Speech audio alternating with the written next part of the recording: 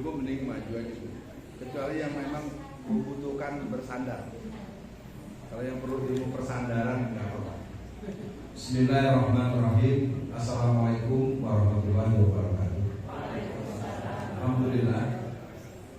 Bapak Ibu sekalian, pertama kita pasti bersyukur kepada Allah Subhanahu wa taala. Alhamdulillahirabbil alamin. Yang kedua, kita pasti harus memanjatkan, menyampaikan puji, sanjung dan salawat kepada baginda Rasulullah sallallahu alaihi wasallam. Allahumma sholli ala Muhammad wa ala ali Muhammad. Pertama, kelihatannya ini ada apa ya dengan Google ya? Di semua tempat orang menggunakan rujukan itu. Saya itu anak Betawi asal Sumatera Barat. Saya, bapak ibu saya asli, nama saya Alfian. Tanjung itu adalah suku, bukan marga ya. Karena orang Padang itu matrilineal. Dan juga saya yakin belum semua tahu bahwa saya ini adalah kader Muhammadiyah di semua jenjang. Saya kader dan pengkader IPM, saya kader pengkader IMM, saya kader dan pengkader Taruna Melati 3 Pemuda Muhammadiyah Pusat. NBM saya 6020 tahun 1990. Ya, karena mungkin saya tidak dikenal sebagai seorang Muhammadiyah, dan buat saya nggak perlu, karena saya orang Maninjau, Sumatera Barat itu harus pakai pelang Muhammadiyah. Udah Muhammadiyah di sana orang gitu ya.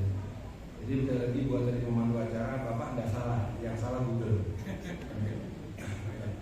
Saya 30 tahun lebih dosen UHAMKA, ya sekarang tetap dosen. Kalau kemarin dosen tetap. Ya, yang lain-lainnya nanti kita berkembang. Yang jelas ibu bapak sekalian, kita sudah ditakdirkan Allah untuk bertemu, dan tema kita cukup dalam. 5 senjata umat Islam. Perbincangan ini akan memiliki nilai tambah ketika kita memahami bahwa perbincangan kita merupakan sebuah kesempatan kita untuk mengambil perspektif mana, mengambil pintu mana, mengambil hikmah mana daripada sekian luas khazanah Islam. Jadi judul kaji kita pada sore ini adalah 5 senjata umat Islam, komponen penopang kemenangan dalam segala urusan. Nah, persoalannya adalah bahwa kita hari ini telah menjadi umat Islam secara kuantitatif. Kita menjadi umat Islam yang terus bergerak dengan dinamika yang sesungguhnya menurut saya sangat banyak kemajuan. Contoh pemilu. Pemilu kali ini partisipasi politik itu 83%. Ya, makanya saya tadi sempat berbincang, kalau ibu-ibu belum saya kasih kabar, saya sekarang ini sudah menjadi warga Jawa Tengah sudah 5 tahun. Alhamdulillah, di antara kerja saya adalah melakukan operasi penyulaman potensi politik jaringan se-Jawa Tengah, dengan khususnya di Solo Raya. Alhamdulillah untuk PKS kemarin di Solo nambah 2, di Klaten nambah 2, di Boyolali basis PKI nambah 1. Saya bukan pengurus PKS, ya, jadi biar clear. Kita saya punya kebanggaan. Nah, di Solo hampir 20 tahun tidak pernah ada PKB. Kemarin PKB dapat 2. Buat saya yang penting umat Islam mengerti, jangan melulu hanya khawatir dengan bencana alam. Kita punya respon yang bagus dan serius dengan bencana alam, tapi kita tidak pernah peduli dengan bencana politik. Ya, mari kita berenung. Jadi hari ini perbincangan kita masuk pada kajian transcendence yang mungkin sangat substantif, yang membutuhkan kematangan spiritual. Menurut hemat saya, untuk apa Bapak dan Ibu, terutama pengurus dan yang saya hormati Pak Ahmad ya, sebagai ketua PCM ya. Jadi saya dengan Muhammadiyah secara umum, terakhir saya konsultan LDK PWM DKI Jakarta.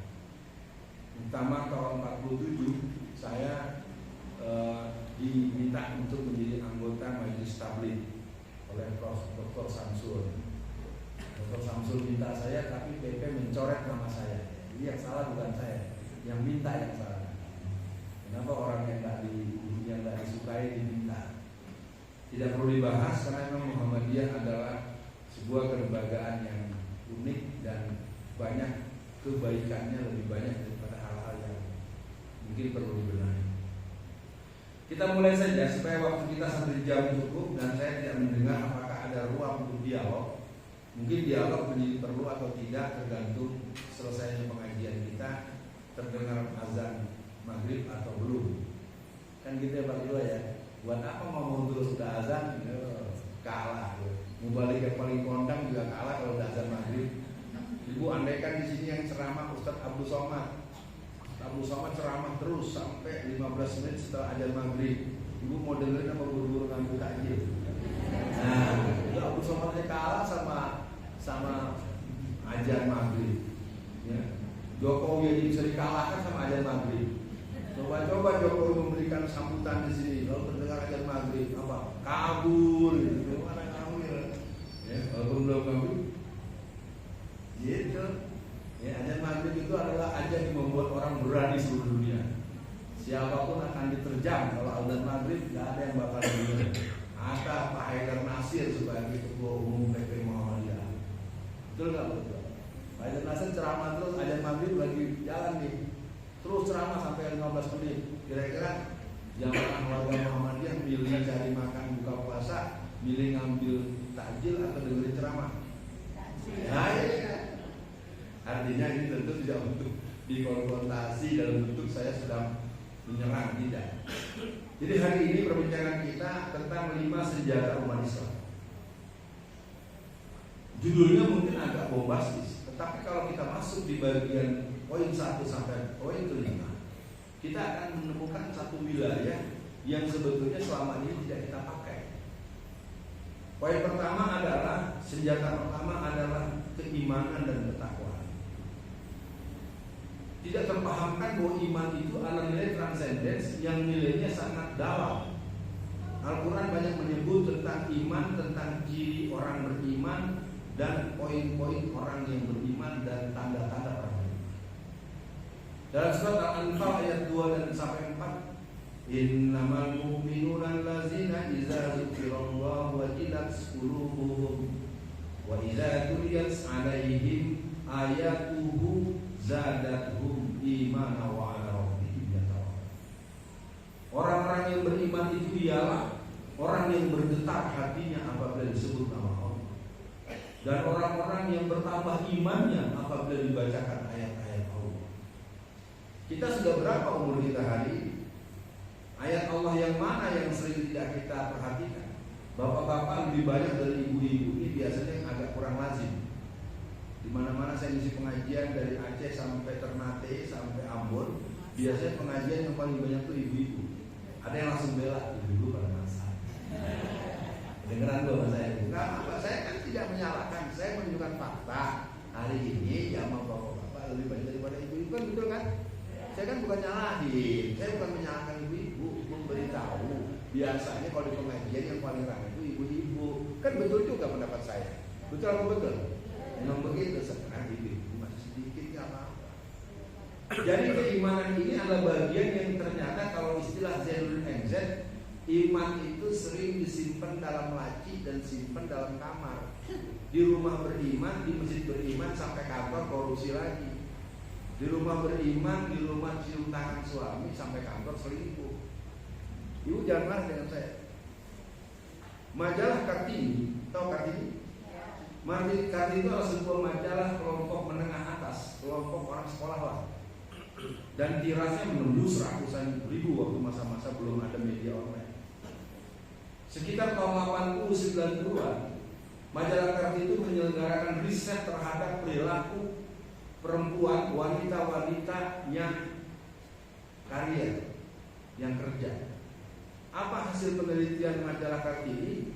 Di seluruh lingkar kota-kota besar, terutama Jakarta, Medan, Bandung, Semarang, Padang, dan Medan, itu didapat kesimpulan 40% wanita-wanita yang bekerja di luar rumah, berangkat pagi, pulang malam, ternyata mereka jelas secara penampakan fisik dan materi melampaui jauh daripada suami-suami mereka. Karena mereka di samping kerja dapat gaji, mereka dapat gaji khusus dalam program BBS.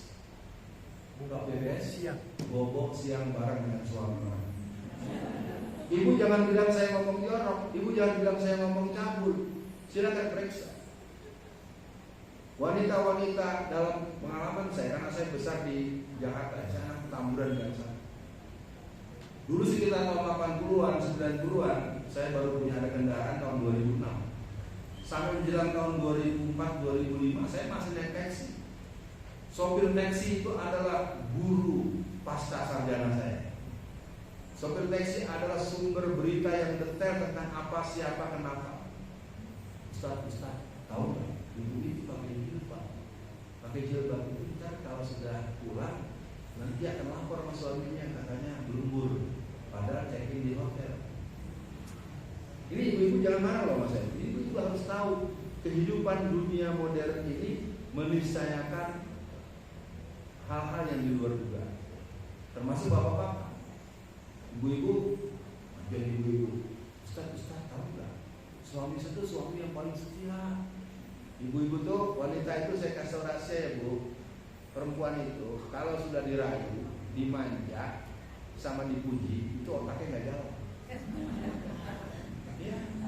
Saya bagaimana mau bicara bapak-bapak, ada seorang ibu memuji-muji suaminya. Ustaz tahu nggak? Suami saya itu paling setia sedunia. Padahal laki yang disebut itu istrinya sudah 3. Lalu saya tanya pada ibu-ibu, perlu nggak saya membocorkan apa yang terjadi? Ngapain, bukan urusan saya. Nikah kan bukan zina ya Pak Ketua ya. Saya diamin aja, cuma ibunya aja yang bego. Perempuan itu kalau dipuji, dimanja dan dirayu itu otaknya nggak jalan.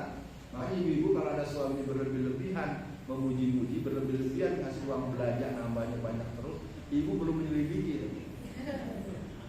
Wah, bapak-bapak bilang dibocorin rahasia.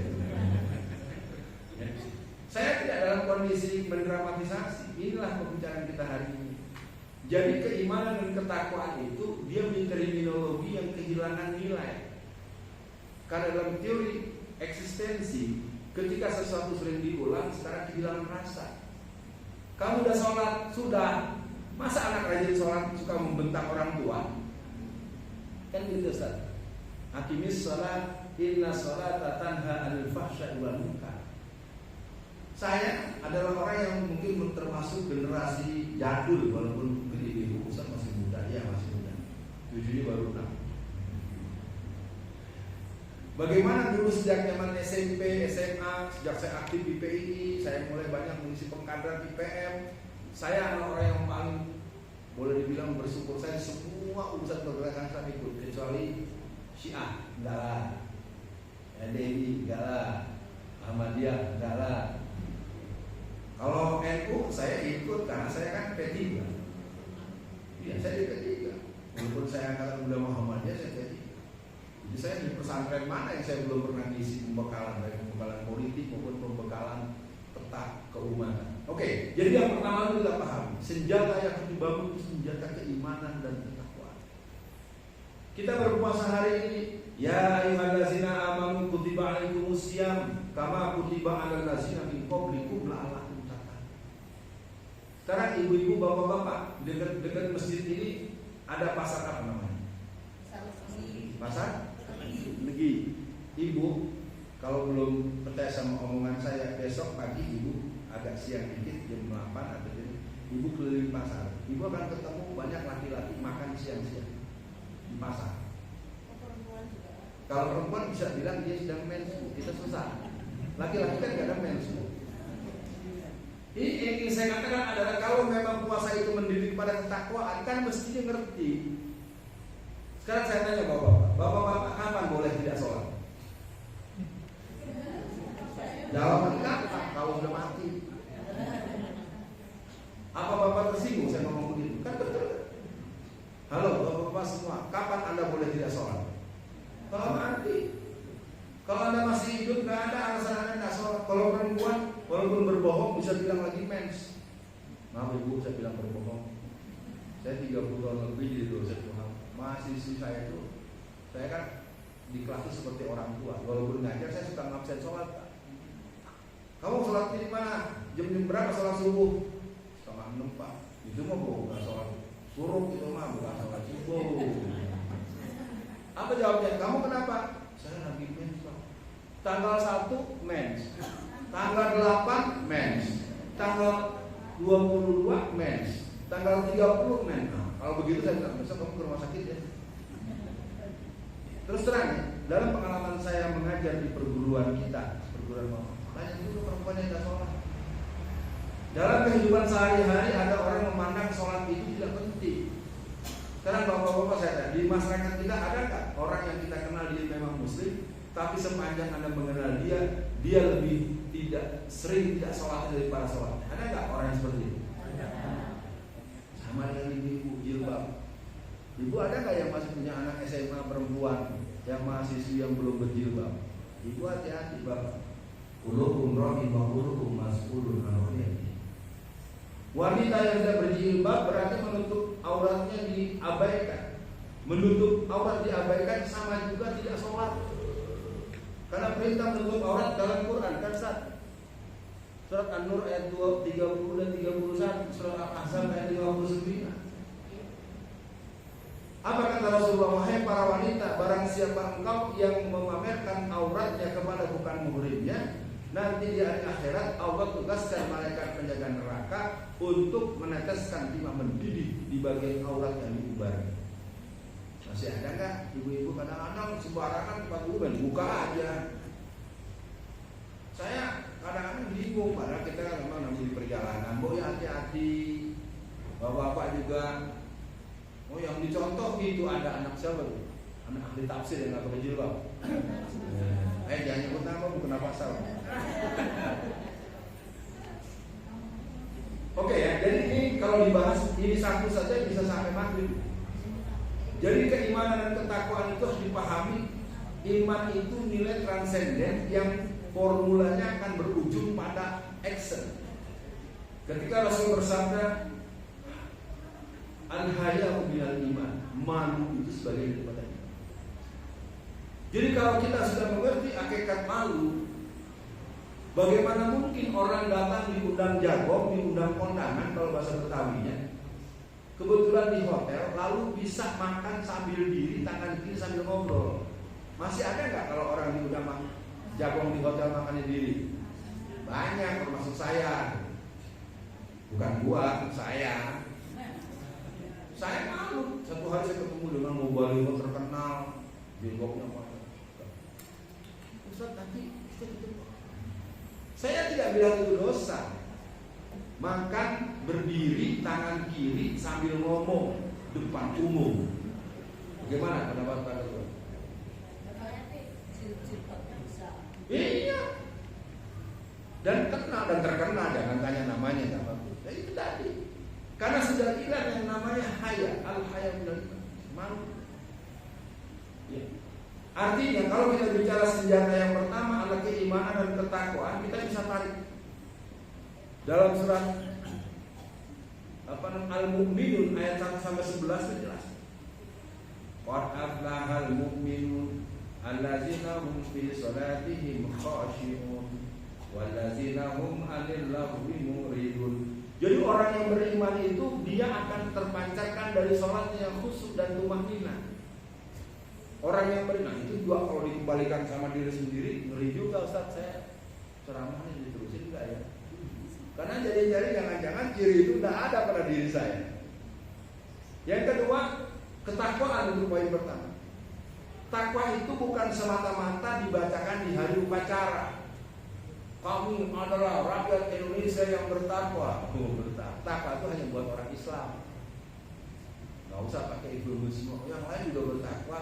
Makanya jangan heran waktu pengesahan Undang-Undang Pendidikan Sisdiknas pada bulan Juli 2003, ketika muncul pasal 13A yang mengatakan bahwa seorang murid harus mendapatkan pelajaran agama dari guru yang seiman dengan mereka. Kan gitu Pak Ustaz. Tapi kan kelompok PDIP keluar, PDS keluar, walk out. Jadi konteks senjata pertama ini adalah keimanan dan ketakwaan yang terhujam kuat. Ini ujungnya nanti akan terlihat kemampuan dia untuk bersikap. Apakah kita akan berbeda dengan adanya tamu di luar yang bajunya lusuh, yang sedang jepit, yang rambutnya acak-acakan, dengan kedatangan tamu yang mobilnya mewah, pakai jas, sepatunya yang 500 miliar. Ayo jujur, kalau kita ketemu tamu dengan penampilan yang lusuh kan kita cenderung nggak boleh. Adab dalam Islam itu adalah menghormati tamu, memuliakan tamu. Sama dengan Bapak atau Ibu. Kenapa kita punya ayat yang suka dipakai dan pernah dipakai oleh Kiai Haji Ahmad Dahlan, surat Al-Maun.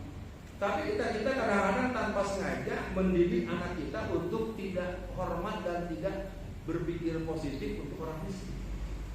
Di sebelah ada pengemis, Assalamualaikum, kasihan Bu.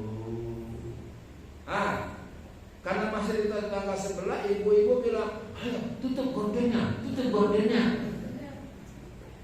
Padahal kita ayat Rawaita kazimu kazimu bidin Wasalika nasihat muliyati Wala yahudu ala ta'amil miskin. Tanpa kita sadar, kita menanamkan pelecehan dan penghinaan pada orang miskin. Iya Ustaz, habis pengemis tiap bulan dia punya tabungan 25 juta. Ada begitu Pak. Tetapi kan itu kasus menyimpulkan sebuah nilai yang Allah turunkan dengan sebuah kasus pengecualian. Itu tidak bisa buat sebuah kesimpulan. Ya, poin pertama disimpan baik-baik. Keimanan dan ketakwaan kita itu nanti akan terlihat. Beriman dan bertakwa itu ujung dari orang yang berpuasa. Ciri orang yang bertakwa nanti lihat surat Ali Imran ayat 133 sampai 139. Panjang nanti bab nomor 1 ya sejam ya. Sekarang bagian kedua. Senjata umat Islam yang kedua sebagai komponen penopang kemenangan dalam segala urusan, yang kedua adalah doa dan zikir. Ud'uni astajib lakum, berdoalah engkau kepadaku, aku akan menjawab. Kita sudah lakukan setiap membaca Al-Fatihah, iya karena guru wa iya karena saya.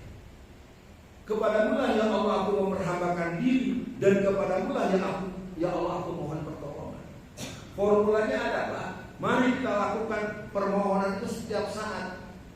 Kalau kita ingin melihat hebatnya pertolongan Allah, bermohonlah kepada Allah ketika engkau sedang tidak ada urusan, sedang engkau tidak ada kebutuhan. Memintalah kepada Allah sedang engkau dalam keadaan tidak. Allah kan gak marah, ya Allah saya baru punya tabungan 500 miliar, mudah-mudahan besok 2 triliun ya Allah. Boleh gak berdoa begitu? Nah, apa yang saya maksud? Berdoalah ketika engkau sehat, berdoalah engkau ketika tidak sedang butuh, berdoalah engkau dalam keadaan biasa-biasa saja, maka Allah akan menolongmu ketika engkau kesulitan sebelum engkau minta tolong. Nah, ini yang dipahami, berdoa itu mengemis pada Allah, bukan berdoa nyuruh-nyuruh Allah. Ya lah, ikut deh kalau lagi ada acara berdoa tuh, ente berdoa apa nyuruh Allah nih? Jadi kalau ini pengertian doa itu nanti kita bisa lihat surat 40 ayat 60. Surat tadi yang saya bacakan surat Al-Baqarah ayat 186. Jadi yang namanya doa itu adalah sesuatu yang pasti dijawab oleh Allah. Nah, kepastian itu sangat tergantung pada kepatutan kita untuk ditolong atau tidak. Ya, saya akan buka kisah seorang ulama yang dipenjara di tahun 1971 di penjara Al-Qanabi. Namanya Zainab Al-Ghazali Al-Jabir. Dia adalah sebuah pengarang kitab tafsir Ma'ad Kitab itu. Jadi ibu-ibu harus tahu, perempuan juga ada yang bikin kitab tafsir. Karena dianggap dia mendukung pergerakan Islam di Mesir, maka dia dianggap mendukung pergerakan teroris. Dan dia ditangkap. Dia ditaruh di tempat-tempat di mana dia tidak bisa beribadah dengan sempurna. Ada 2 kejadian yang bisa saya ceritakan. Apa yang dialami oleh Ustazah Zainab Al-Ghazali. Yang pertama, di tempat dia di penjara dimasukkan, ibu kalau mungkin ibu-ibu ada yang tahu, ada yang tidak. Kalau bapak mungkin banyak yang tahu. Dalam operasi-operasi kepolisian, kalau untuk mencari penjahat itu dia ada yang anjing itu seperti kuda, anjing besar. Iya Bu, saya ingat waktu saya membackup teman-teman di daerah Cipanas itu, kasus gereja, ada gereja besar di daerah Puncak. Itu kita dihadap dengan jadi anjing, penampakan seperti kuda. Bisa nggak Bapak bayangkan anjing yang besar dikasih makan berhari-hari, dimasukkan ke penjara di mana Ustazah Zainab Al-Ghazali ditaruh. Gue bayangin itu dari bunyinya yang tahu dengarnya udah gemeteran tuh orang, ya kan? Jadi anjing yang berhari-hari dikasih makan dimasukkan ke tempat ustazah itu yang sedang dalam penjara. Secara manusiawi sang ustazah takut, tapi sambil menangis dia bilang, ya Allah, aku dalam penjara. Kalau aku masuk menghadapi si anjing itu, tentu aku akan digigit. Ibu bapak tahu yang terjadi? Dia hanya berdoa. Jadi ketika anjing itu dibawa masuk, disuruh masuk oleh petugas sipir penjara, itu anjing itu begitu Bu, berteri. Jadi ustaznya dilihatin, air matanya mengalir. Nah, wilayah-wilayah inilah yang tidak kita bangun, bahwa kita menganggap doa kita itu adalah doa yang karena kita memang tidak pernah sampai kepada wilayah kasyaf bahwa berdoa itu seluruhnya ada jawab. Yang perlu diingat, yang mau jawabnya kontan, mau jawabnya ditunda, jawabnya nanti ya Allah. Jadi kita mau berdoa apa nyuruh Allah. Kayak satu. Di lain waktu, pihak kepolisian Mesir memanggil Gigolo. Maaf Ibu kalau kurang sopan. Gigolo itu pelacur laki-laki. Gigolo yang masih muda, yang badannya tegap, yang drive seksnya dia bisa melayani 17 perempuan, dikasih makan yang banyak, masuk untuk memperkosa ustazah. Bisa dibayangin kan? Dan ustazah dibisikin kan, sipir juga kan juga nggak semuanya. Ustazah siap-siap akan dimasukin Gigolo yang drive seksnya juga. Semuanya Pak. Kalau Bapak Ibu membuka Quran, innal ladzina qalu rabbuna Allah tsumma istaqamu tatanazzalu 'alaihimul malaikatu alla takhafu wa la tahzanu wa abshiru bil jannati allati kuntum tu'adun. Nahnu awliya'ukum fil hayati dunya wa fil akhirah wa lakum fiha ma tashtahi anfusukum wa lakum fiha. Jadi ketika pintu tempat tahanan dibuka, prak. Jadi si laki-laki dengan nafsu syahwat yang tinggi dia, karena ustazahnya belum terlalu tua Bu, karena dia memang doktor, pinter, dia udah gak sanggup, dia udah membayangkan dia akan disergap, akan dirobek, sebagainya. Ketika sudah berhadapan, anak muda itu bilang, ustazah, saya datang ke sini diminta untuk memperkosa Anda. Tapi saya ingat ibu saya ingat adik perempuan saya tidak sanggup banget. Jadi kalau Anda ditanya petugas bilang saja Anda sudah diperkosa oleh saya. Nah, bapak-bapak ibu yang berbahagia, saya ingin katakan kita sering sampai kepada kekalahan kita di bidang politik karena kita tidak berdoa dari jauh-jauh hari. Kita tidak pernah menyumbang untuk para calon. Saya pemilu kemarin saya membawa uang untuk 20 calon yang saya juga ya. Padahal saya nggak ada urusan sama dia, saya nggak kenal sama dia. Saya hanya ingin melakukan satu kerja di mana kita putus mitos. Jangan kalau ada orang mencalonkan diri, lalu Anda datang, lalu Anda dapat duit.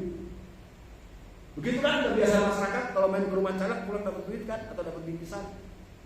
Kemarin saya coba tes untuk Solo Raya, alhamdulillah bertambah total 39 anak-anak PKS masuk DPRD. Kalau DPR pusatnya saya nggak sanggup, belum sanggup keuangannya belum bisa. Bukan duit saya Bu, saya bukan orang kaya.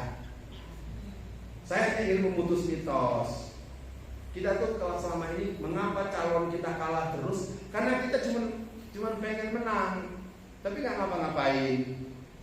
Ayo jujur, Pak Anies bisa kalah karena kita cuma pengen doang kan. Nah dia ujungnya dikasih 500.000.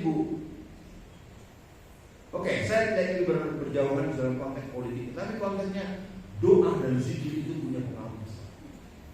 Makanya jangan putus sholat malamnya, jangan putus zikir paginya, zikir petangnya, dengan kebutuhannya masing-masing. Senjata yang ketiga dalam perjalanan hidup umat Islam adalah ilmu dan teknologi. Ilmu itu adalah sesuatu yang kita pelajari, membuat kita mengerti akan hakikat sesuatu.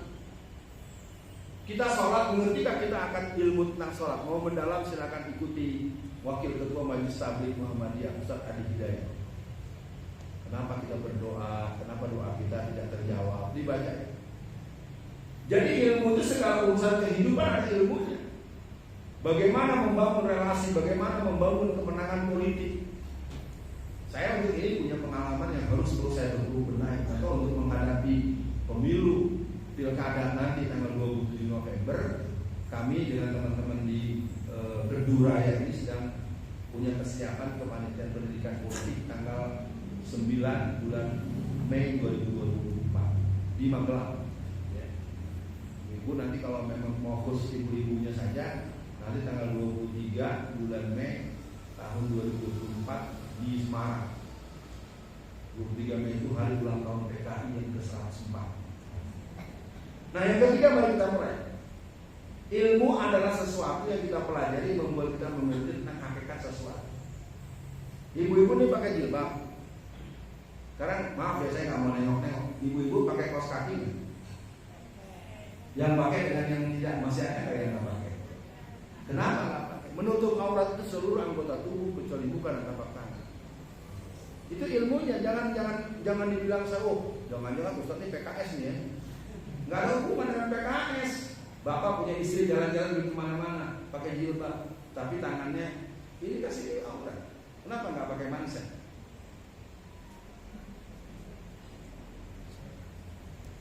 Ibu punya anak mahasiswi berangkat kuliah pakai jeans, pakai apa? Itu belajar agama dari mana? Ilmu apa yang ngajarin dia? Kenapa dibiarkan? Walaupun mungkin dia belum berubah, persoalannya udah pernah dikasih tahu belum? Jangan-jangan dibiarin aja, alasan dulu mama juga begitu. Kenapa harus begitu? Ibu punya anak, bapak punya anak perempuan baru umur 20 tahun. Hampir tiap malam Ahad atau malam Minggu pacarnya datang. Kenapa dibiarkan? Dulu aku juga sama suami saya gitu. Orang baik itu bukan orang yang tidak pernah berbuat salah. Membiarkan anak pacaran sama dengan membiarkan anak berzina. Menyentuh perempuan yang bukan muhrim itu namanya wadah. Masih ada nggak anak gadisnya yang masih kedatangan pacaran tiap malam minggu? Kurang ajar, orang tua kurang ajar. Masih ada yang membiarkan pacaran yang lain? Kalau saya, anak saya alhamdulillah 4 tahun sudah nikah. Kalau dia bilang, pokoknya Abi nggak mau lihat kamu datang cowok, apapun alasannya, mau minjem buku kayak mau apa. Kalau memang serius bilang bapaknya sudah datang lamar ke sini. Nah, cuman kan sayangnya Pak Ketua ngomong begini terkesan kasar. Bapak ini ketua Muhammadiyah, anaknya bonceng-boncengan sama lawan jenis. Nggak boleh. Jangan jadi ketua Muhammadiyah, tadi aja ketua PKI. Kita tuh punya persoalan dalam kehidupan ini dua, Bu. Keteladanan dan kewibawaan alami. Sekarang saya ambil ilustrasi. Bapak-bapak ini saya tahu ada yang merokok. Saya nggak bilang rokok itu haram atau tidak haram. Saya cuma mau bicara merokok dalam tinjauan pendidikan. Ilustrasi. Antum saya lagi kasih bohong-bohongan. Ini ilustrasi ya. Antum merokok. Anak antum 2. Yang perempuan kelas 4 SD, yang kecil baru kelas 2 SD. Ketika antum pulang dari kantor sampai di rumah, anak antum yang perempuan sedang merokok, anak antum yang laki-laki yang kelas 2 SD sedang merokok. Dan antum melihat mereka merokok dalam keadaan sedang merokok. Antum ngomong apa sama mereka?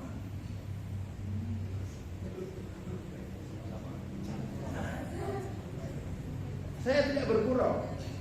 Terlalu sering kita memarahkan anak kita harus begini. Sementara yang kita larangkan kepada anak kita justru kita melakukan depan dia. Saya tahu dari tampang-tampang ada yang berubah wajah baru. Rokok itu adalah pintu gerbang narkoba. Dalam penjara selama 4 tahun, saya mendapat banyak pelajaran.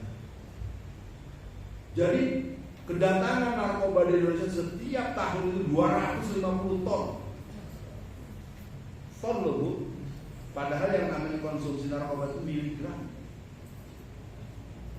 Jadi artinya perbincangan kita tentang ilmu dan teknologi dimaknai bahwa keilmuan kita, penggunaan alat ini dia memang sangat tergantung fungsinya.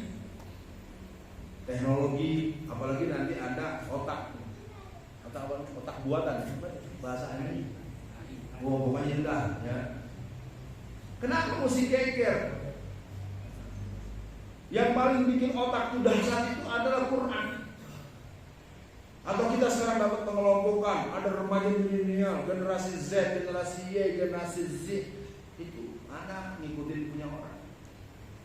Kita boleh buka surat Al-Kahfi atau surat Maryam ayat 1 sampai 15. Quran keren. Persoalannya Al-Quran yang kita baca hanya sebatas kita dapat pahala, dapat MTQ karena suaranya bagus, dapat piala, dapat pahala, dapat piala. Makanya kita kalah terus-terusan. Bisnis kalah sama Cina, politik kalah sama PKI, PDI Perjuangan.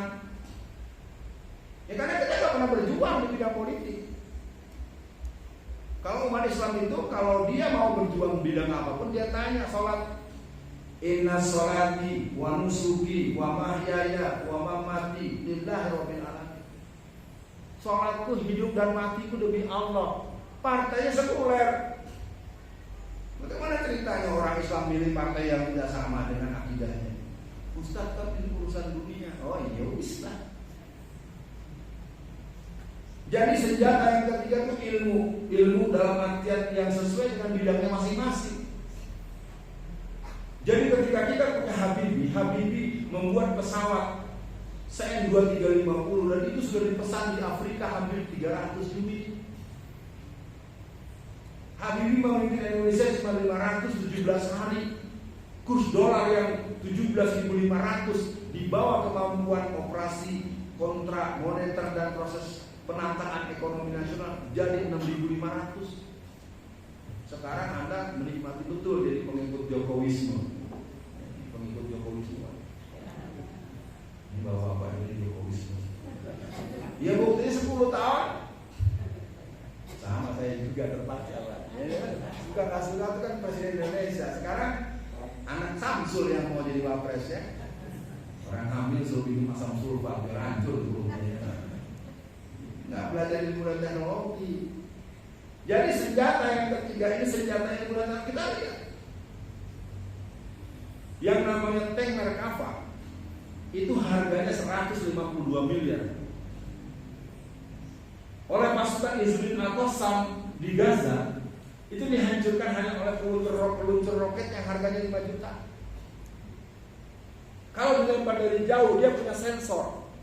Dengan sensor itu akan dipental. Makanya dia pakai sistem mendekat, masukin langsung ke lubang bisa. Modal 5 juta bisa menghancurkan kendaraan yang 152 miliar. Itu namanya teknologi. Sama dengan menantunya Erdogan. Menantu Erdogan itu ahli bikin drone. Dan itu yang membuat Amerika dan Rusia lagi berusaha agar bisa belajar mengambil alih teknologi itu. Karena drone yang dibuat oleh menantunya Erdogan itu, jadi drone kan yang selama ini awal itu kan hanya buat foto dari jauh. Tapi ini drone ini untuk menghancurkan Merkava. Jadi Bapak Ibu baru tahu umat Islam ini di berbagai tempat banyak yang pintar-pintar, tapi orang pintar karena miskin tidak dipakai. Maka DPR isinya pelawak, artis, dan pengusaha. Ya. Di Bogor ada seorang anak doktor IPB, dia ahli varietas beras, varietas padi. Dia bisa membuat satu sistem kerja untuk mengolah pertanian, bisa melahirkan atau membuat panen setahun itu 4-6 kali panen. Karena kehebatan itu, anak itu dimutasi, dipindah, dimasukin ke sekretariat, cuma ngetik-ngetik doang. Itulah Indonesia. Ya fenomena food court itu berapa ratus miliar. Kalau mau ditarik lagi lihat di awal periodenya Pak SBY, itu yang namanya Heru Londo itu melakukan operasi varietas beras, itu negara rugi ratusan, puluhan triliun. Kan kadang ada yang mempersoalkan aja. Jadi dia mengadakan, kalau menurut saya kalau eksperimen itu harusnya sifatnya sampel, jangan se-Indonesia. Pas gagal rugi semua, masyarakat nggak tahu. Coba-coba kok se-Indonesia. Coba-coba tuh ada sistemnya, ada waktunya. Ya karena kita tidak terlatih berkumpul-kumpul seperti begini. Yang penting, wah ustadznya keren. Oh, Alfian Tanjung biasa lihat di YouTube. Nggak penting. Yang penting kita sampai hari ini ngerti nggak kita bahwa kita belum jadi orang tua yang baik. Tahu nggak bapak-bapak bahwa anak-anak Indonesia menurut riset dari DMI Dewan Masjid Indonesia yang dipimpin oleh Pak Yusuf Kala per 2022, anak Indonesia yang remaja yang sekolah umum 73% tidak bisa baca. Ibu banggakan cucunya karena di pondok tahfiz. Saya sekarang kan tinggal di Solo nih. Di Solo berapa tokoh-tokoh berkaliber nasional, internasional? Ada berapa puluh pesantren tahfiz? Ternyata di Solo itu ada 220 sekolah umum. Bukan Muhammadiyah. Muhammadiyah ada juga, tapi kan nggak sampai di satu kota kabupaten kan nggak sampai 100 kan?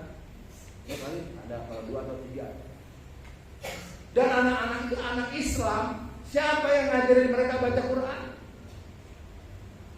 Itu yang kita butuhkan kembali hidupnya PII. Tapi PII-nya ada di mana? Ini ketua PII-nya. Mas Yanto mana Mas Yanto? Ketua. Iya. Yang muda-muda PII-nya malah mainnya ke istana mulu. Belum apa-apa hidup Jokowi. Ya, pemuda Muhammadiyah baru dilantik Zulfikar, belum apa-apa udah hidup Ganjar. Masa generasi muda Muhammadiyah mau milih presiden yang hobi nonton film porno? Apa saya ngomong fitnah? Kan dia ngaku sendiri depan Deddy Kobuzer. Kata tuh apa saya memfitnah?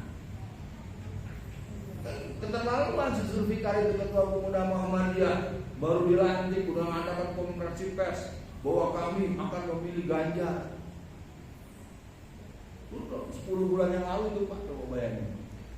Kan kalau bahasa Betawinya itu anak dapat duit berapa? Maaf ibu-ibu ya, bapak-bapak ya.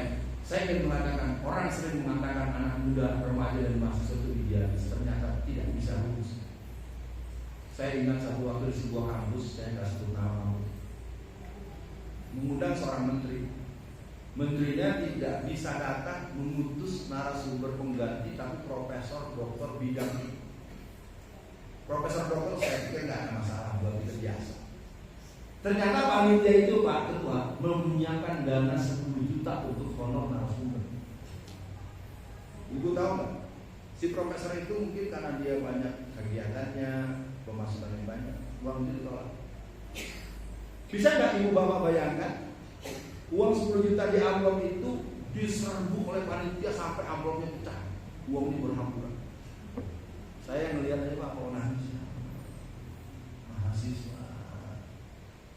Pak, mahasiswa itu bukan jaminan idealisme hari ini.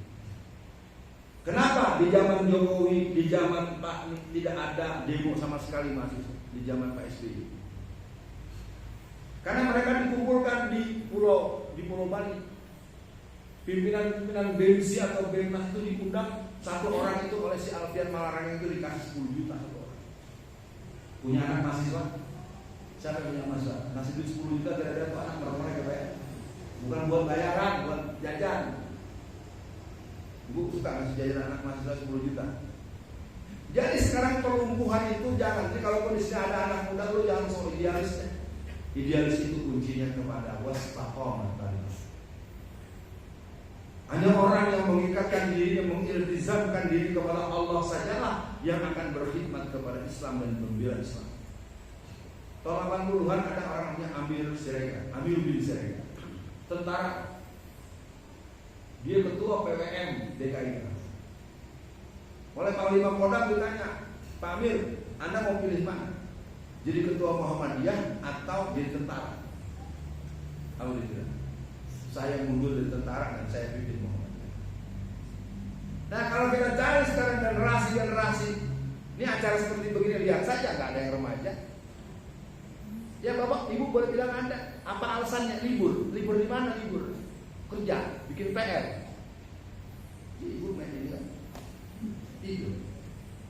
Saya bukan marah mas ya. Ini seluruh Indonesia. Ketika saya ke Aceh, Sebenarnya saya nggak punya jadwal Aceh, saya Sumatera Utara, tapi karena panitianya entah dapat permintaan, mari saya sampai ke Aceh. Hari Jumat jam 3 pagi saya sampai di ujung perbatasan Medan dengan Aceh, lalu tarik lagi 10 jam saya ke Aceh. Waktu itu azan zuhur jam 12.26. Kalau Indonesia Barat kan agak lebih jauh, lebih siangan. Saya yang biasa ke masjid kan ngerti, apalagi saya suka khutbah Jumat. Ini udah hampir 12. Sedang panitia. Kenapa? Karena kalau kita datang ke masjid, khotib sudah mengucapkan salam, kemudian azan, sholat Jumatnya sah nggak? Sah. Tapi terdaftar nggak di catatan malaikat? Banyak orang yang nyepelekan kita, Pak Guru. Ada yang sengaja datangnya pas komat, itu bilangin sama suaminya sama anaknya, kalau mau datang ke masjid selambat-lambatnya sebelum khotib naik mimbar. Kalau khotib sudah naik mimbar, sudah mengucapkan salam lalu azan, Anda seperti anak sekolahan, datang dalam kelas dapat pelajaran tapi tidak ada dalam absen bu guru. Ada nggak kita yang kalau ke masjid nunggu komat? Banyak, suami saya begitu, Pak. Beliau udah jadi pengurus Muhammadiyah udah lama, mentang-mentang rumah depan masjid nunggu komat baru urus. Bukan di sini, bukan. Kalau yang marah berarti pelakunya. Oke, yang keempat. Jadi kalau kalian mau lihat di dalilnya, lihat surat Al-Anbiya ayat 7 dan nanti dilihat surat 55 ayat 31 di rumah saya. Yang keempat, senjata umat Islam yang keempat adalah persatuan dan silaturahim. Persatuan itu bukan berarti Muhammadiyah membubarkan diri, NU membubarkan diri, lalu bikin organisasi Islam satu saja. Bukan begitu. Persatuan itu kita memahami ada kita, ada mereka. Kita boleh berbeda tempat tumbuh, tapi kita tidak boleh menyalahkan tumbuhan yang berbeda dengan tumbuhan ini. Kalau ibu datang ke kebun bunga, ibu akan bertemu dengan bunga melati. Bunga melati itu warnanya putih, harum baunya, tapi kadang-kadang tercium dekat kuburan. Ada bunga mawar, bunganya juga bagus, tapi jangan sembarangan pegang, karena ada duri. Ada bunga bangkai, badannya besar, baunya busuk. Apa ibu mau marah? Ini bunga bangkai ini, ya nggak bisa. Apa maksud saya bercerita dengan ilustrasi? Kita boleh berbeda, tapi kita satu. Dalam konteks kita berbeda, tapi kita sama-sama orang. Itulah yang membuat saya bertahan di B3 selama 35 tahun. Saya banyak belajar bagaimana sesungguhnya orang-orang tetangga sebelah itu saya nggak juga. Pokoknya kita ini jangan sama Muhammadiyah. Coba bayangin, kan gila. Saya dengar langsung orang saya di dalam, waduh, dia bilang gitu. Ya, nah ini nggak boleh. Yang Muhammadiyah juga nggak boleh begitu.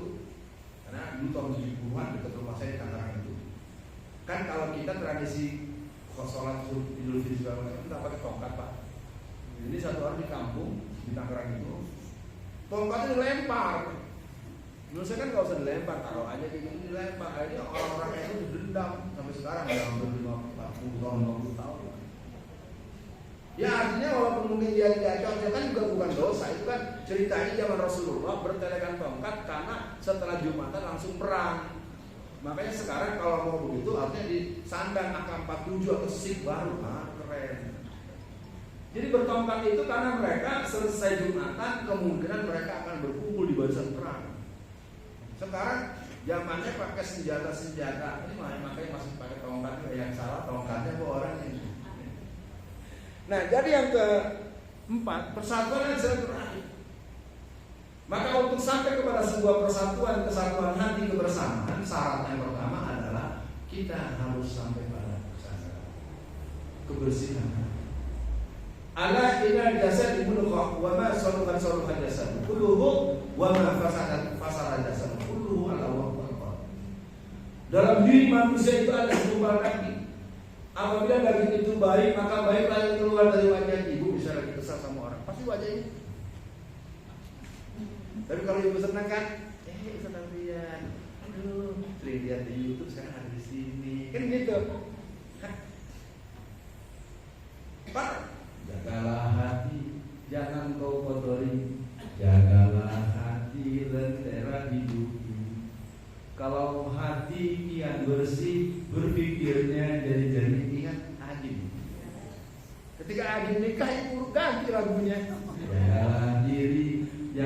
kawin lagi. Ayo ngaku. Dulu siapa orang kepengen pergi ke Bandung, geger kalau ngira sampai berbaris-baris daftar sampai busnya berpuluh-puluh. Tapi setelah tahu Abi nikah lagi, kalendernya dirobek, jadwal pun dibatalkan. Itulah iblis. Emang kalau kalau seorang ustaz istrinya 2 atau 4 masalahnya? Ya nggak ada, karena kita nggak ngerti sistem syariat. Ibu-ibu saya kasih tahu ya, rahasia yang bukan rahasia. Ibu kalau dengar suaminya kawin lagi, ibu saya kasih tahu, lapor polisi. Dalam Undang-Undang Perkawinan pasal 378 mengatakan barang siapa seorang laki-laki menikah dan tidak mendapatkan permakluman dari istrinya dan dengan hitam di atas putih, maka diancam kurungan penjara 5 tahun. Jadi ibu-ibu kalau suaminya mau di penjara, kalau dia kawin lagi, lapor polisi. Enak kan punya suami di penjara kan? Kalau Betawi bilang nih, gue ngomong enak tuh nih ngomong gitu ya. Bu kalau saya cerita-cerita bu nih, tapi jangan marah. Bapak tuh banyak utang pokok. Saya kan suka di sini di pengajian kementerian. Ini teman-teman biar tahu nih, saya walaupun bodoh-bodoh gini, saya udah 40 tahun jadi balik. Jadi seolah-olah kayaknya ada ilmunya padahal nggak ada apa-apanya gitu. Kan kita suka pengajian bu, kan kalau di atas menteri dirjen tuh. Kalau pengajian pejabat tinggi paling-paling 20-30 orang. Saya habis selesai ngaji ngobrol. Pak, boleh nggak saya nanya? Nanya apa Ustaz? Tapi jujur ya Pak. Nanya aja Ustaz, nanya jujur. Bapak kalau lagi di luar negeri, dari Indonesia ke Singapura, ke Hawaii, ke Korea segala macam, katakanlah sampai 2 minggu. Bapak-bapak yang bertahan untuk di atas sejadah berapa orang? Mereka jawab dari 20-30 orang bilang kita yang bertahan di atas sejadah paling 2 orang, selebihnya dalam pelukan perempuan bukan istri. Nah ya, ibu-ibu kan senang kalau suaminya pergi ke luar negeri kan, karena kita banyak kalau pulang. Padahal di jalan itu yang bertahan itu paling 2 orang. Bukan kata saya, pengakuan mereka sendiri. Saya bukan penyebar fitnah. Pokoknya perempuan itu paling senang dibohongin. Apalagi habis dibohongin kasih duit banyak. Teman-teman lagi dah. Saya ilustrasi bu ya, saya ilustrasi. Ibu berani jawab nggak? Ibu dikasih belanja sama suaminya berapa sehari? Anggap saja 300.000 cukup nggak sehari? Mau misalnya, gila kan saya bukan suami ibu sama di rumah. 300.000 cukup ya? Nah lebih dah. Bapak ikut ini, yang mau praktekin boleh. Di bulan Maret, saya memberi beliau ini sebagai istri saya. Ini bohong-bohong. Lagi lu jadi simulasi. Tiap hari 300.000. Nah, Lebaran kan nanti menurut Muhammadiyah tanggal 10 ya. Sambil Lebaran, Umi, nanti mulai pertengahan April, nanti Abi mau kasih uang belanja 1 hari 500.000. Kira-kira seorang istri mendapat kabar dinaikkan uang belanja dari 300.000 sehari jadi 500.000 sehari, itu kira-kira marah atau gembira? Buset, ya, nggak sampai 3 bulan ngomong lagi. Nanti kira-kira awal Oktober 1 hari akan kami kasih 1 juta. Itu otaknya udah mulai gak jalan tuh, udah kram. Nanti menjelang akhir awal November 2025, Bumi nanti setiap hari dia akan siapkan uang belanja 3 juta. Udah tiap malam sholat duha berlinang air mata. Di bulan Februari ini dia ada acara di luar negeri 3 bulan. Langsung di packing disiapin. Padahal soalnya kalau lagi ibu. Saya bukan bergurau loh, ini saya cerita gini dapat cerita-cerita mereka. Makanya ibu jangan kegirangan kalau laki-laki itu terlalu berlebihan. Sikap-sikap yang berlebihan mesti ada sesuatu di balik sesuatu. Bayangin uang belanja dari 300 belum 2 tahun udah sampai 3 juta. Jadi ibu harus duitnya mungkin ada, mungkin halal tetap. Tapi ibu nggak tahu dia pergi jauh-jauh tuh. Perempuan laki-laki itu kalau udah banyak duit itu kelakuannya aneh. Tuh ada ketawa kan? Makanya ibu doanya gini, ya Allah, mudah-mudahan suami saya ada rezeki yang cukup. cukup buat bangun rumah, cukup buat beli emas 30 ton, gitu. Cukup untuk membuat dia jangan nakal. Kalau memang dia ini udah biar dia nikah lagi, yang penting saya mau minta cerai aja. Ya, aku, ayah gue di mana-mana kan kalau ada suami nikah lagi kan pada ngikutin jurus Dewiul. Kehidupan masyarakat muslim di negeri kita, apapun sering mencontoh artis, termasuk berjilbab. Berjilbab kok bukan hanya Quran dan hadis, tapi nyontoh artis. Dan sudah habis 3 menit lagi. Dan nanti lain hari kita bahas. Yang kelima, senjata yang kelima. 5 senjata umat Islam, komponen penopang kemenangan segala urusan. Yang kelima adalah ibadah, dakwah, dan jihad. Nah, ini ibu harus dudukkan dulu. Ibadah, dakwah, dan jihad. Kita bisa lihat nanti suratnya. Yang pertama surat Al-Maidah, surat Az-Zariyat ayat 56. Surat Ali Imran 104. Surat Al-Hajj ayat 37. Nah, kita masuk yang pertama, ibadah. Jadi Al-Quran mengatakan, beribadahlah engkau kepada Allah, wa ma khalaqtul jinna wal insa illa liya'budun. Tidak aku jadikan jin dan manusia kecuali hanya untuk memperhambakan dirinya kepada. Saya yakin ibu dan bapak sudah tahu ayat itu, saya sudah tahu Ustaz. Sekarang kita ambil pemahaman sederhana. Kalau Allah menciptakan manusia dan jin untuk memperhambakan dirinya kepada Allah, ketika orang tidak memperhambakan diri kepada Allah, kan ada yang memperhambakan diri jabatan. Kayak si Jokowi itu kan begitu. Anaknya, istrinya, mantunya. Sekarang staf pribadi Bu Iriana calon Bupati Bogor. Enak banget, mana negara punya lo, Jokodok, ya. Ustaz, kalau direkam, Ustaz, biarin aja. Kita ini keterlaluan, Pak. Selalu bersikap santun, bahkan kalau kita buka Quran, engkau diperbolehkan berkata keras sama orang yang zalim. Tapi susah. Kalau ini berdebat lagi, Ustaz ya. Yang berdebat Ustaz, kita ntar lagi buka puasa, kita buka barangnya puasa. Jadi yang pertama itu ibadah. Ibadah itu konteksnya ada 2. Ada konteks ibadah mahdoh dan ibadah ghairu mahdoh. Menuntut ilmu seperti ini ibadah. Satu hari Rasulullah selesai sholat, kan kita kalau habis sholat zuhur kan ada ba'diyah. Sebelum zuhur ada 2 rakaat atau 4 rakaat qobliyah. Jadi satu hari selesai sholat itu Rasulullah tidak terlihat. Kok nggak kelihatan sholat ba'diyah segala. Ternyata Rasulullah ada di pojok, sedang ada di kuburan majelis ilmu. Dan sebuah kesempatan sahabat tanya, ya Rasulullah, di hari ini ada apa? Seorang yang hadir di majelis ilmu itu lebih utama daripada sholat sunnah. Artinya yang sholat sunnah ya semoga, yang jadi jangan sampai gara-gara bisa ngapain nggak sholat sunnah. Yang bermasalah itu kalau nggak sholat 5 waktu. Bainal muslim wal kufri tarkus shalah. Yang membedakan orang muslim dengan orang kafir adalah meninggalkan sholat. Jadi yang pertama, ibadah itu ada ibadah yang jelas aturannya, sholat, puasa, sholat, zakat, haji, segala macam, sholat, haji.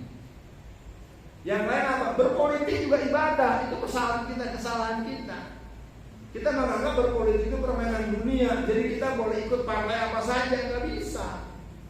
Kalau Anda mau mengerti orang hidup akan selalu mengembalikan segala urusan kepada Allah, ini bicara tentang prinsip makna syahadatain, ma'rifatullah, mahabbatullah, mahabbatul Quran.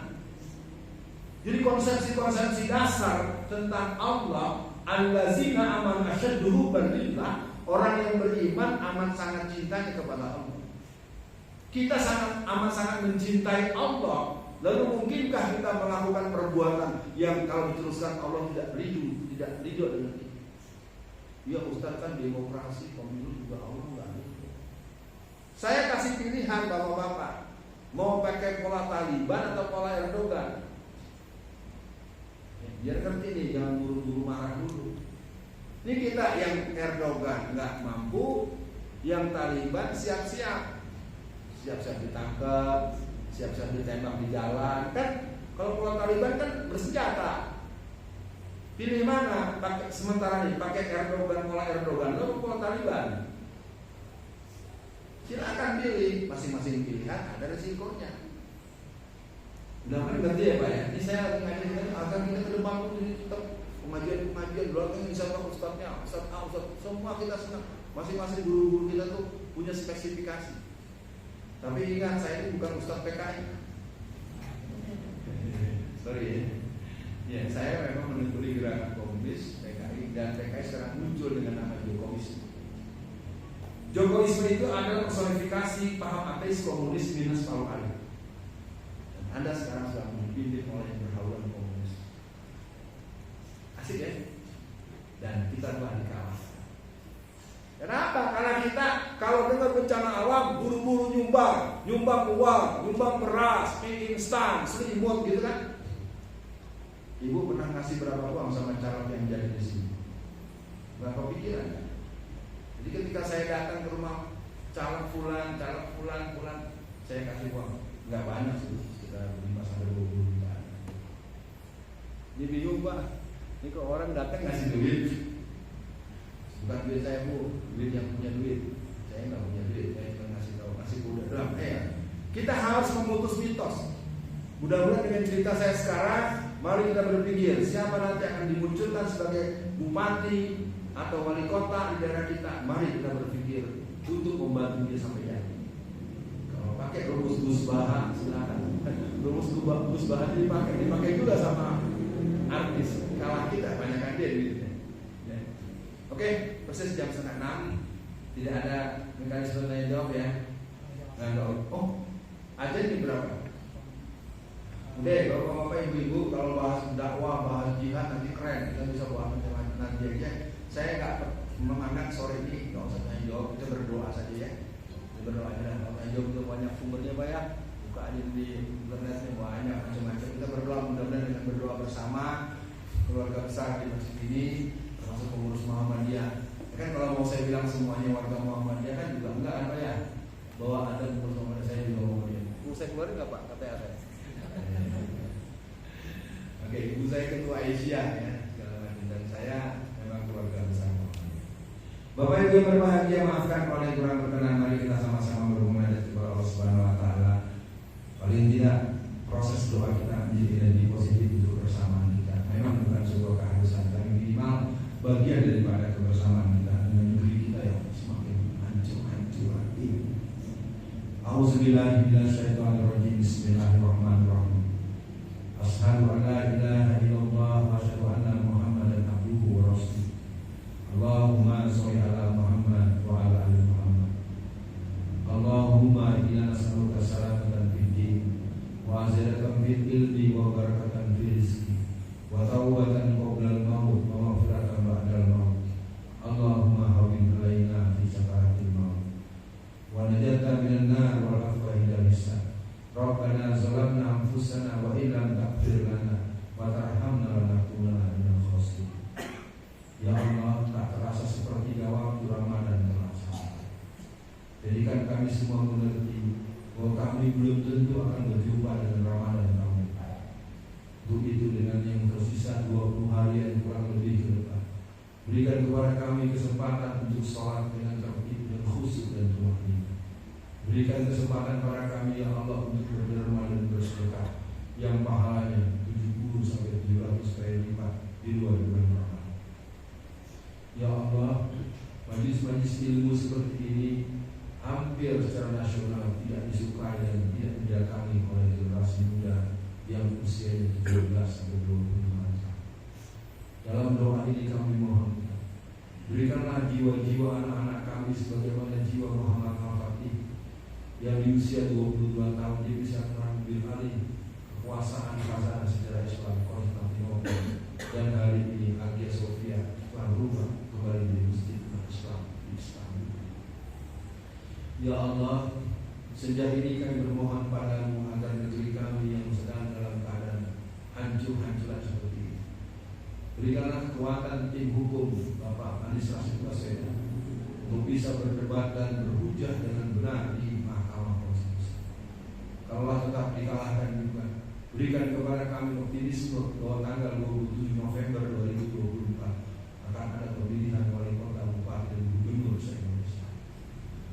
Berikan energi partisipasi politik kami bergerak terus agar kami bisa menghidangkan pemimpin-pemimpin berkarakter Islam.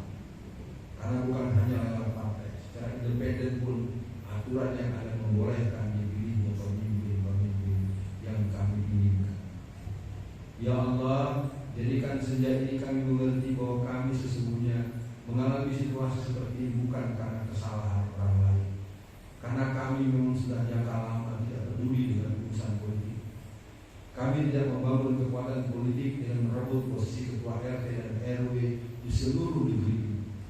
Kami tidak mempersiapkan tenaga PPS, PPK, KPUD kota kabupaten, KPUD provinsi dan KPU pusat, sehingga panitia-panitia pemilu diisi oleh orang-orang kiri, orang-orang Palu Arit dan orang-orang Salim dan orang-orang Secuek. Semoga menghadapi prosesi pilihan kami pada 5 tahun ke depan, akan kami bagi tugas, akan kami didik mereka berada di peran masing-masing, sehingga umat Islam, umat mayoritas punya alasan untuk menjadi pengatur hidup. Ya Allah, berikan kepada saudara kami yang tidak bisa hadir karena sakit kesembuhannya, kembali dan pulih dari sakitnya. Kalau memang akhirnya Kau takdirkan dia wafat atau meninggal dunia, berikanlah posisinya sebagai orang-orang yang husnul khotimah. Ya Allah, dengan berkumpulnya kami pada sore ini, jadikan kami semakin optimis bahwa tidak ada jalan kecuali jalan-Mu untuk mengantarkan kami berbahagia dunia dan akhirat. Ya Allah, mudahkan kami untuk mendidik anak-anak kami agar mereka menjadi putra-putri yang soleh dan solehah, yang tertib ibadahnya, yang kokoh akidahnya, yang baik akhlakul karimah, dan sempurna muamalah syariat. Jadikan pertemuan-pertemuan seperti ini memberikan nilai positif dan nilai emanasi yang kuat dimanapun kami ada setelah kami pulang ke rumah masing-masing. Allahumma nawwir qulubana bi nuri hidayatika, bi nuri samsika abadan abadan, kama nawwarta al-ardha bi rahmatika ya Allah. Allahumma fir lana wa li walidayna warhamhuma kama rabbayana shighara. Ya Allah, ampunilah dosa kami, ampunilah dosa kedua orang tua kami, kasihilah mereka ya Allah sebagaimana mereka telah mengasihi kami saat kami kecil. Terima kasih ya Allah, Kau berikan kami anugerah hidayah Islam. Semoga keislaman ini terus ada dalam seluruh aliran darah kami, degup jantung kami, seluruh fungsi-fungsi tubuh kami, sehingga kami saatnya akan wafat dalam keadaan husnul khotimah. Wahai Allah, negeri ini dalam bahaya, cengkeraman Cina semakin dekat. Operasi pencaplokan tanah-tanah rakyat terjadi di seluruh tempat di negeri ini. Masyarakat IKN 200 orang, 200 rumah. Mereka dua pilihan, dihancurkan atau menghancurkan rumah mereka sendiri. Kami tidak paham ya Allah, pengelolaan negara perlakuan yang lebih kejam dari penjajah. Semoga kami yang mengerti masalah ini tetap akan mengatakan bahwa kami muak dan kami tidak suka dengan orang-orang seperti ini. Rabbana atina fid dunya hasanah wa fil akhirati hasanah wa qina azabannar. Amin ya rabbal alamin. Ibu-ibu dan bapak-bapak, ini tadi bapak-bapak di sebelah kita saya kasih. Ini ada pamfletnya, brosurnya, nanti cek telepon panitianya, nanti mau ikut langsung. Yang jelas urusannya untuk kita semua. Ya, silakan Pak.